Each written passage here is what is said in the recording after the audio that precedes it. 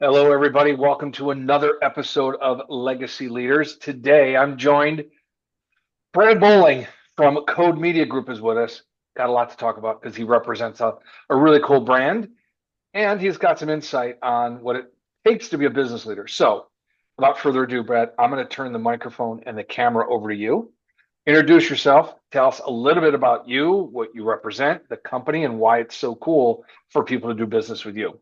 Tell us about yourself. Absolutely.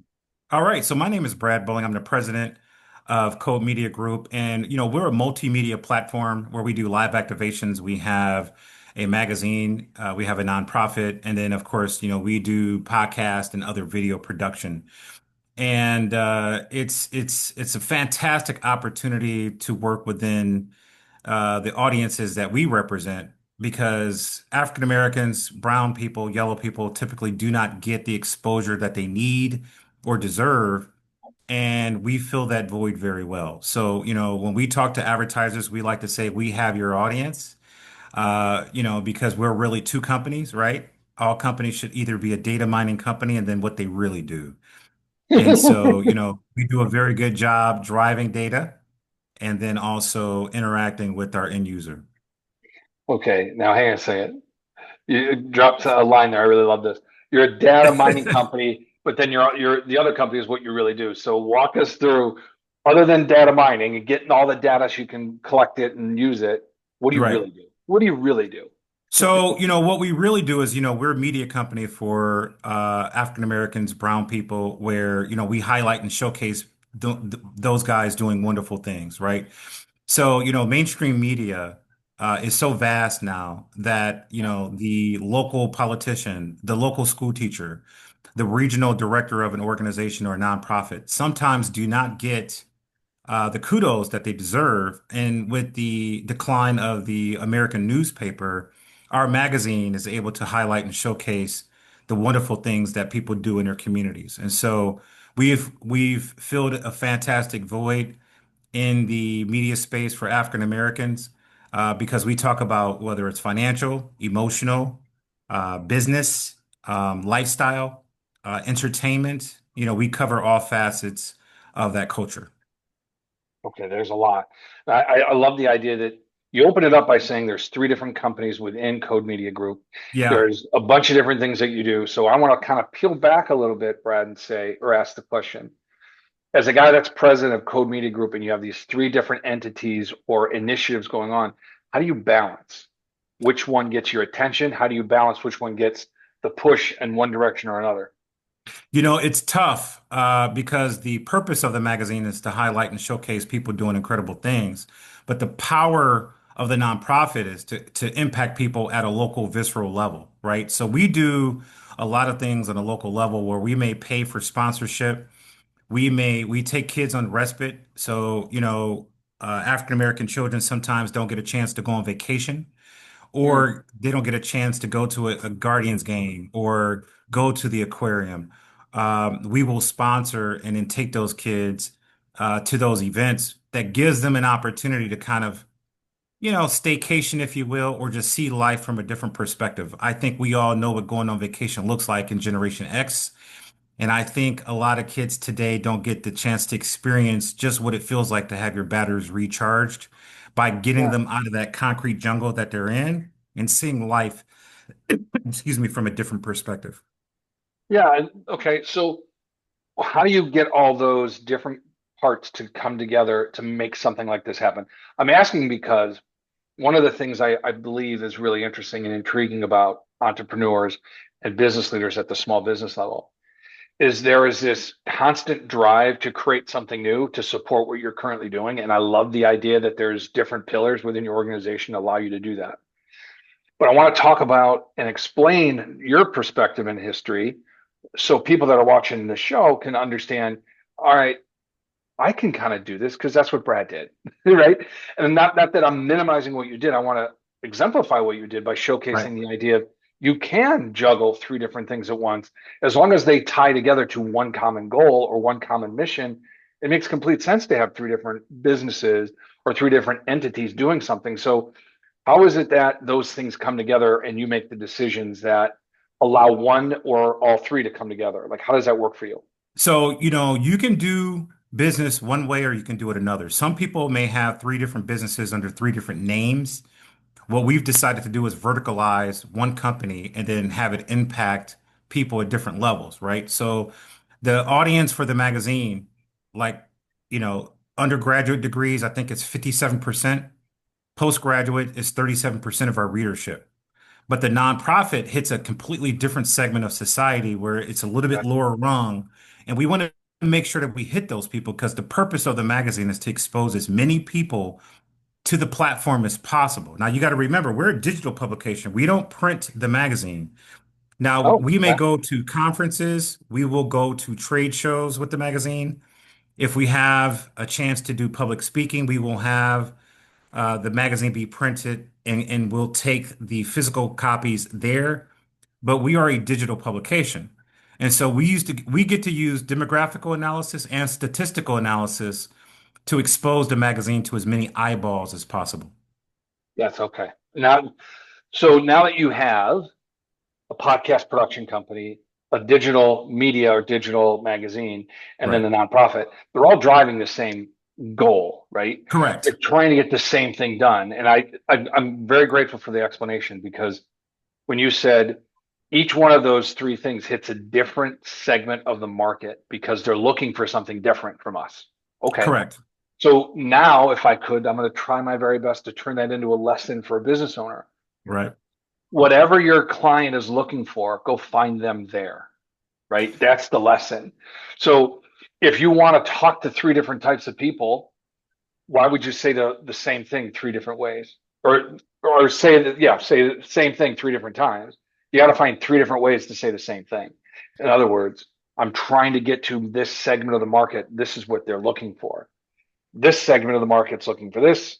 This segment of the market is looking for that. And it's under the umbrella of the same message, right? The Right. mission, the vision, that doesn't change, Brad. What changes is I'm going to step down a level and talk to this person or this segment of the market specifically. I've always made this discussion. If I were to say to you, just ba da ba ba ba, I'm loving it, right? McDonald's. Yes, every McDonald's commercial has that overarching message, but each individual commercial is for chicken nuggets, for Happy Meals, for cheeseburgers, right? So they're talking to everybody, and then they're talking specifically to who they want to talk to. And I think that's a brilliant way of realizing messaging and the overarching tone of what you're trying to get accomplished stays the same. Then you Yeah. get unique underneath, and that's why I'm glad you explained that because to me having three different businesses, oh my God, how do you do it? No, it's actually three different marketing arms of one Right. business trying to get things done. So I Let appreciate me you let kind of me going through take it that. one step further, Please. if we can. A lot of times I think entrepreneurs don't understand that they have a client and then they have a customer, and they're two Okay. different people. And so you need to figure out who is your client and then who is your customer. And I'll give you an example. Please. This is If good. I have, if I have, let's just say a daycare, or if I have a youth, fun center, right? Okay. Um, my client are the kids, but my customer are the parents who are paying for the kids to come to my business. And so you need to have a game plan for both, right? Because your end user who's using your service or product needs to be happy, but the person who you are going to build trust with to then distract rev to extract Yeah. revenue from, they need to be happy as well. So what I'm trying to say to you is the magazine has these degreed and postgraduate people who they're middle class, upper middle class, they're executives, they work at firms, they fund the magazine. But our mission and our purpose is to expose, It, a certain segment of the population to people to say, hey, we're impacting all African Americans. And so you need different devices to be able to do that, right? So we publish at an 11th grade level to attract those graduate and postgraduates. But I can't guarantee that the guy making $40,000 in a manufacturing company is going to read the magazine. He may feel like it's not for him. And so I have to Mm, find different ways to expose him to what we do so he feels engaged as well.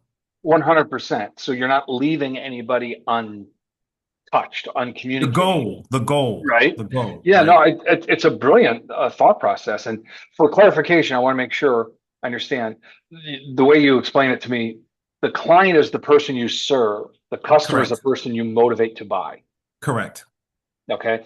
Interesting delineation between the two terms, right? Because everyone synonymously uses them together. My customers are my clients are my customer. But if you think about it, I'm trying to get to that child to motivate or to get them to think differently about themselves and what their life could be. But I got to motivate their parents to actually go buy something, Absolutely. Because when right? little Yeah. Timmy gets in the car and mom goes, "Well, how was it?" Little Timmy has to say, "Mom, I want to come back tomorrow." So now mom is motivated. But when mom is sitting in there waiting for her son, is she interacting? Did her billing cycle go okay? Was there coffee or, juice for Yeah. her? Was the TV on? Is there an adult group that she can bond with, that she's interacting with people? Am I going over to her, making sure she's okay, right? So your client and your customer are two different people, and you have to make sure that you're servicing your customer because Yeah. that's who pays the bills. Well, you nailed it right there. Is regardless if they're a customer or a client, if you're not servicing them with the value they're expecting, they're going to Right. walk away, right? So Correct. how do you maintain that? Is constant iteration of what is and what is not considered good service, what is and what is not considered good value that people want to be a part of. I would Correct. assume that you're not stagnant in your value proposition, right? It changes from period to period. That period could be 2 months, it could be 2 years, right? But over time, you realize the value proposition has to change. So, explain some of your thoughts on that kind of advancement or progression when you go from where you were to where now you need to be in order to serve properly. Well, it's interesting that you bring that up because, when we started Codem in 2017, our value proposition was much different than it is today. Mhm. I hate to bring up George Floyd, but when George Floyd was killed, we were able to go and work with DEI departments. There was a little bit of a heightened awareness to make sure that Black media was reflective in what everybody was doing. Now, if you take a look at 2023 going into 2024, now in 2025, DEI departments are under attack. DEI is no longer the hot topic. It's kind of dying off. In 2024, we had to kind of pivot and go from an organization that reported on certain items to becoming an entertainment publication to where now we still, and I'm gonna tell you, here's the cool thing. Nobody saw the change. Ah, Even though infrastructurally we've changed, our end okay. user probably, if they're not paying attention, they did not notice the change. But for us, infrastructurally, we had to change our business model to go after a different client, because the client that we used to be able to have a good relationship with is no longer. So in order for us to remain relevant, we're doing more live activations. We are doing more, we're doing different things to reach the same goals Yeah. with a different customer than what we used to go after. Okay. So the idea of being able to change, not necessarily on the fly, but the idea of being able to change, what is the button you press that, or what brings you to the point to press that button knowing you need to change? So, I stole a book out of Jeff Bezos' play game or playbook, if you will. Jeff Bezos said the meeting that you're having the third quarter of 2023 may not be or go into effect until 2025. So you have to be ahead of the curve and you have to Mhm. anticipate change quarters and quarters above before it's actually happening. So, we keep our eye on, the pulse of what's going on around us, the changes politically, the environment business wise. And we meet consistently to take a look at, you know, the response that we're getting from our client base, certain articles. We go out and Absolutely. we seek feedback. We take a look at the analytics to make sure that, we're above certain metrics that we think we should be performing at. We talk to our advertisers to see what kind of responses did they get to their advertising. Okay. We're constantly in growth mode to make sure that we're exposing a net new audience to the publication every month. So, man, there's so many factors that go into it. Yeah, no, Uh, absolutely. The idea of being ahead of the curve makes complete sense. What I want to kind of tap into here is how do you feel comfortable, confident enough to make a decision about something that you're going to be ahead of the curve that is 12 months away, but you're making that decision today? How do you have that confidence to do that? Don't get me wrong. I understand the data. I understand the yeah. analytics. But what is it inside you that says, I believe everybody's going to start zigging. Is it our time to zag or do we zig with them? How do you make Well, that determination? business moves at the speed of sound. But Okay. it also moves at a snail's pace. It's so interesting because listen. Here's the funny thing. On a daily basis, I'm about to be a millionaire and be broke at the same time, right? Okay. And so, Yeah. when you own a business, you're never comfortable because it seems like it's going fantastic and it's falling apart all at the same time. So, I always tell my staff, you have to get used to being uncomfortable. You have to become comfortable being uncomfortable. Yeah. And so we make decisions, and listen, not every decision goes well. Uh, you got to learn how to lose, and you have to lose often in order to win at Yeah. all. Yeah. There was a really good conversation I had with somebody the other day about, you made comment a number of times. I failed forward I've done this a lot. I failed forward. I failed forward. I Yeah. said, how about we change the mentality? Instead of I failed forward, let's say I achieved by learning, Well, I'm gonna tell you, right? I would tell you maybe 10% of the meetings that I have actually produce fruit. Okay. Why do you think it's so low? I think, companies, opportunities, um, sometimes are not healthy for us. Okay. You have to recognize, good opportunities versus any opportunity, right? All relationships are not good relationships. And I think sometimes, and I'm just being honest, I think, people come in with nefarious reasons, for nefarious reasons. And as a business, you have to protect your brand, and not all opportunities are good opportunities. And then I think sometimes, alignments are not possible based on, what their goals are versus what our goals are. And then sometimes you have perfect alignment. But I Yeah. think you have to be cognizant of the integrity that you put out there and what your goal is. And then that will help define what businesses are good for you and what business relationships are unhealthy for you. Okay. And I'm gonna jump all the way back to the original conversation we had about you have three different businesses, Brad. How do you do this? And now it's this mentality. As long as I'm driving towards the common goal or vision I have in my head for my business, I will partner with those that either support me or drive me forward. I am going to eliminate the opportunity to work with somebody that is not a good fit. And Correct. that means people I will buy from, people I will allow to buy from me, and those people that work alongside me to make this a reality. Because one of the bigger challenges, and this is something I really want my clientele to understand, sometimes having somebody leave your organization is the best positive you can have because they don't fit who you are. And that doesn't mean I want people to go out there and fire people. It doesn't mean I want people to be canceling contracts. What I want people to realize is if you're trying to be everything you want your business to be, you have to surround yourself with those people that support that mission, have that Correct. vision, right? It's really Right. hard. And the example I use on this is it's really hard to make a soccer player a really good hockey player. It just doesn't work, right?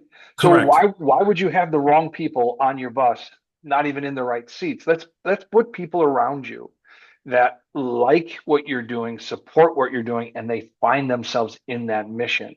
Otherwise, it's really hard to get people to do stuff. Don't get me wrong, right? I'm sure you have plenty of people that work with you, and because you give them a paycheck, they're happy.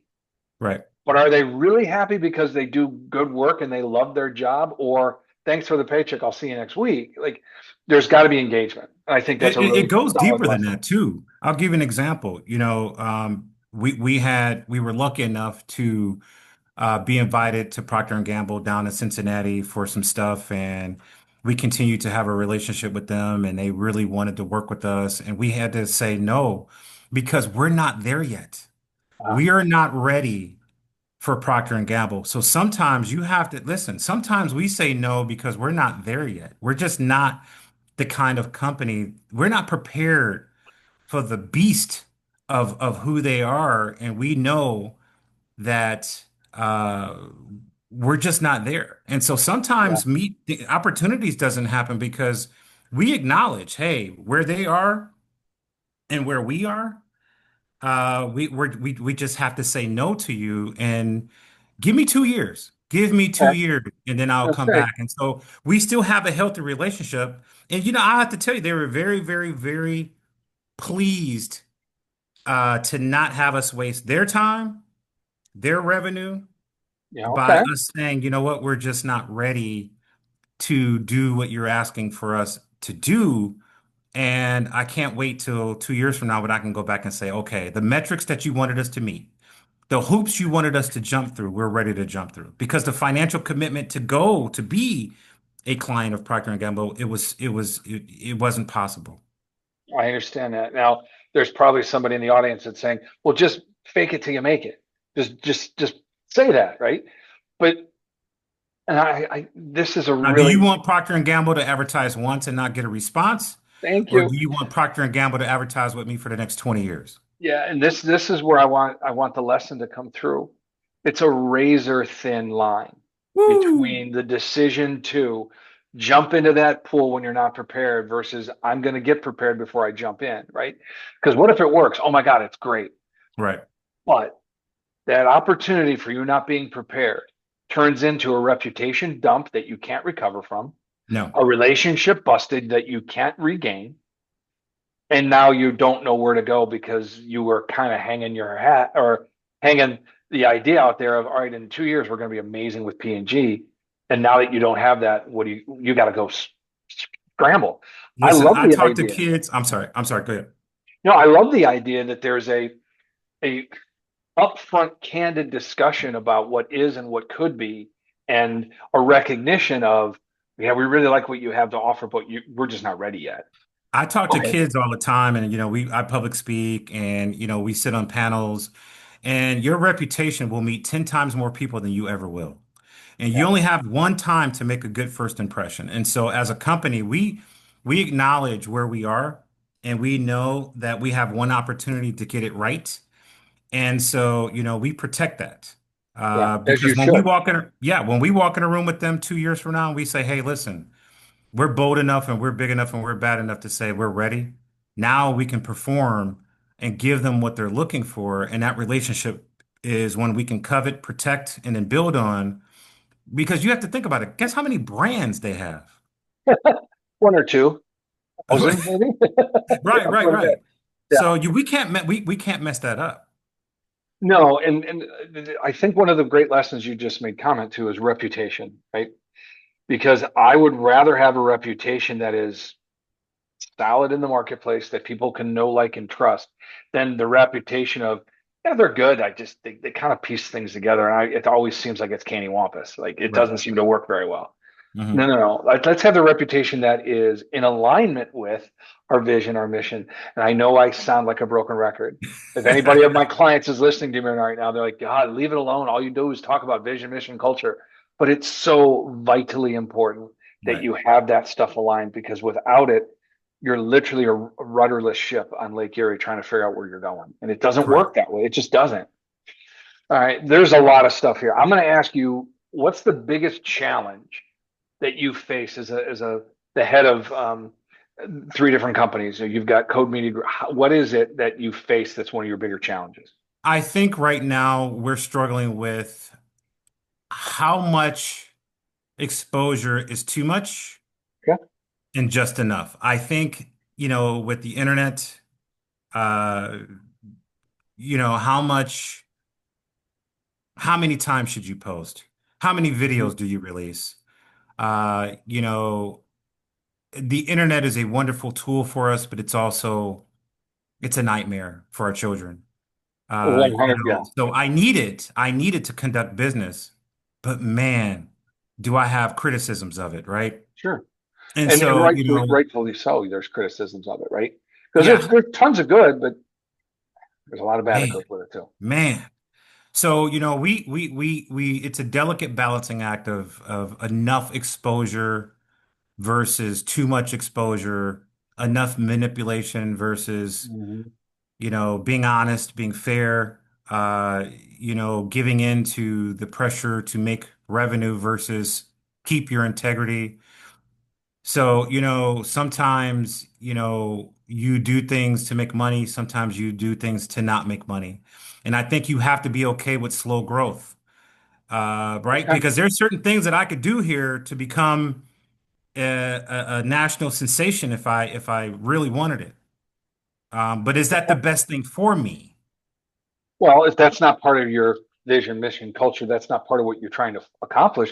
It's Right. really hard to do. God, how many times can you try to squeeze a square peg into a round hole? It's just not who you Correct. are, right?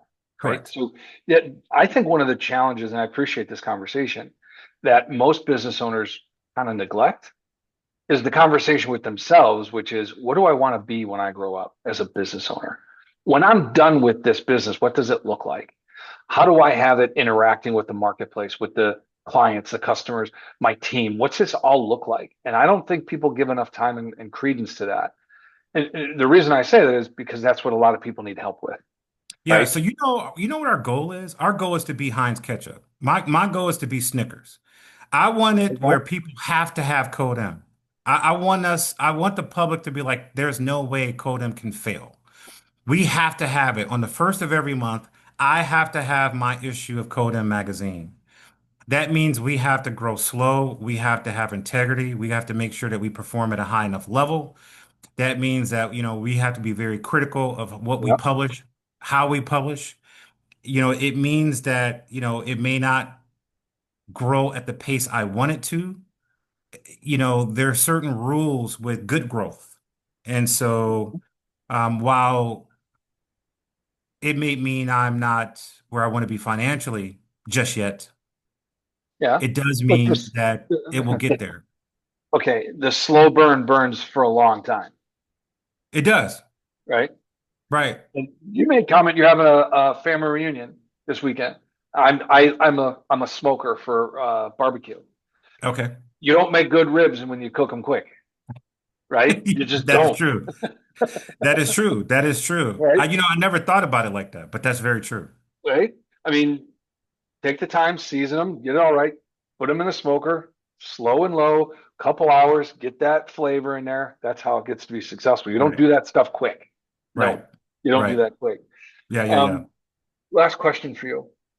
I'm going to send you into a time machine. You're going to sit down on a park bench next to an 18-year-old Brad.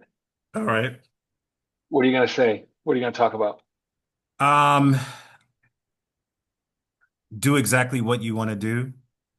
Okay. You're going to listen, life is pain. Oh, Okay. okay. Life is pain. Have as much fun as possible because even if you're doing what you want, it's going to be painful. So you can do what you want and have good pain, or you can go work a job you don't want to work and have bad pain. There Either you way, go. it's painful. Okay. So go do what you want, have fun while you're doing it, and put blinders on, man, and go for it. You Love never that. know what you're going to get unless you can't you won't score unless you shoot. So go ahead and shoot for it. Uh, That's my advice. I thank you, Brad. Your commentary about life is pain, I didn't know where you were going, but that is an excellent way of thinking about it. You got to go to work. You might as well enjoy doing it. You And might as well enjoy doing it. if you enjoy doing it so much, how much are you working because you love what you do, Right, right? right. That's where it boils down to. I want to thank you for being on the program. This was excellent use of time from at least from my perspective. I hope the audience feels the same way. Yeah, and I And really appreciate the opportunity to come and speak with you today. oh my God, it was my pleasure. This is a great conversation. Tons of lessons learned. And what I really appreciate is just the candid, open conversation. So we got to it. I want to wish You a great family reunion this weekend. Thank you, Enjoy sir. that. Yeah, absolutely. And I'll see everybody on the next episode of Legacy Leaders. All right.